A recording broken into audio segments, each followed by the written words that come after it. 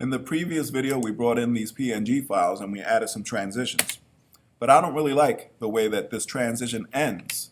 It covers those two PNGs with the background image, and I don't like the way that looks like. So I'm just going to select that transition and delete on both of those PNGs.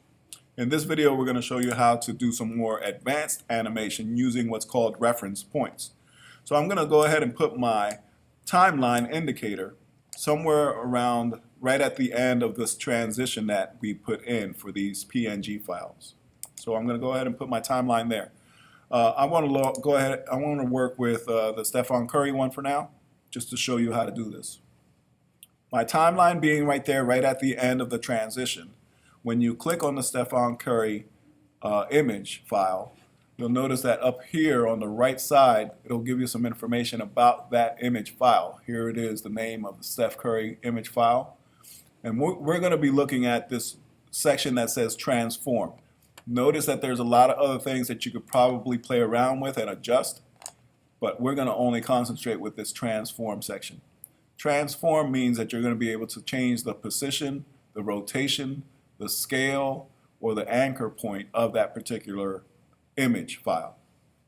So if you look over here, when I hover over on this right side here, you'll notice that these little kind of diamond shaped dots show up. I'm going to go ahead and click on those and make these reference points. When you have those orange, triangular, or diamond shaped kind of points, that's a reference point that you created. So what that does is that creates the starting point for an animation. And it's going to be a very basic one. I'm just going to show you the very basics here. So if I play this now, I'm just going to play it just a little bit, a few frames. So it just went from the end of that transition to just a little bit further down, a couple seconds, maybe 1 second. And now you'll notice that it shows you these kind of gray diamond points. That means that there were some reference points created. And then you'll also notice that there's these little arrows that kind of point back towards the left. That tells you that there's a reference point before that spot on the timeline. So that it lets you know that there was a reference point that was already created. So now we're going to go ahead and create another reference point here. And what this is going to do is allow us to now change this image a little bit, either by changing the size, for example.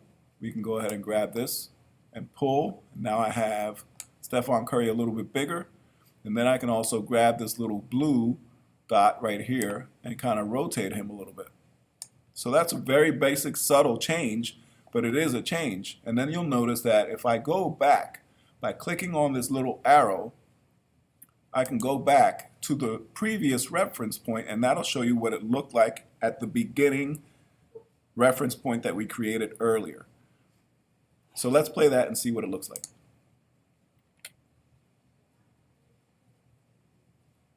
So you'll notice that Stephen Curry came in and then he got a little bigger and kind of rotated.